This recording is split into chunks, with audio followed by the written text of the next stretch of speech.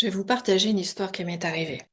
J'avais une collègue, pour la petite histoire, on va l'appeler Sophie, ce sera plus simple, qui était souvent débordée dans son travail et qu'un jour j'ai voulu aider. Donc je me suis quelque part un peu imposée à vouloir l'aider, à qu'elle puisse avancer son travail et être moins surchargée. Donc j'ai pris en charge une partie de son travail. J'ai fait de mon mieux, mais il s'est avéré que c'était pas assez pour Sophie, qui avait des choses que je ne faisais pas comme elle aurait aimé que ça soit fait. Sophie a commencé un peu à critiquer, voilà, à être un peu piquante envers moi. Et je suis passée en fait du statut de sauveuse au statut de victime parce que Sophie m'envoyait des pics. Mais c'est l'histoire s'est pas arrêtée là. C'est qu'en fait, quand finalement j'ai arrêté de l'aider parce que ça ne lui convenait pas, Sophie est allée voir les collègues et elle s'est plainte en disant que voilà, j'avais voulu l'aider mais que j'avais pas fait les choses correctement et que du coup ça l'avait retardée. Et du coup, bah, je me suis retrouvée encore plus mal et les collègues sont devenus quelque part des persécuteurs et des bourreaux. Et ben le triangle de Karpman, c'est ça. C'est vraiment cette capacité,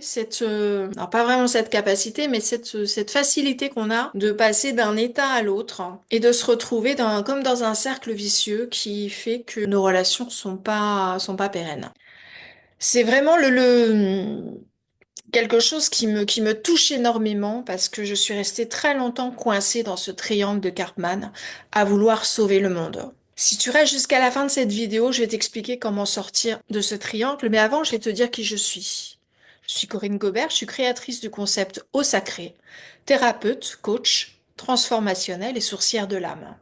À travers mes séances, j'accompagne les femmes vraiment à libérer les empreintes traumatiques qui les freinent pour révéler la quintessence de leur être. Mais revenons à notre triangle de Karpman. Alors ce triangle donc de Karpman est aussi appelé le triangle dramatique, comme je l'ai dit un peu plus haut, et c'est vraiment un modèle psychologique qui décrit des dynamiques relationnelles toxiques. Et c'est un schéma, je pense qu'on a tous rencontré à un moment ou un autre de notre vie. Il repose sur trois rôles. La victime, qui se plaint et se sent impuissante. Le sauveur, qui veut aider à tout prix, parfois sans qu'on lui demande, et très souvent sans qu'on lui demande. Et le persécuteur, aussi appelé le bourreau, qui critique ou qui fait des reproches à l'autre. Souvent, on passe d'un rôle à l'autre sans s'en rendre compte et ça crée des tensions et des malentendus. Par exemple, on peut commencer en voulant aider, puis se sentir frustré et enfin devenir accusateur. C'est un véritable cercle vicieux. Mais la bonne nouvelle, c'est qu'on peut s'en sortir en apprenant à poser des limites et à mieux communiquer. Et une fois qu'on repère ce triangle, eh ben tout peut changer. Et c'est là que c'est magique.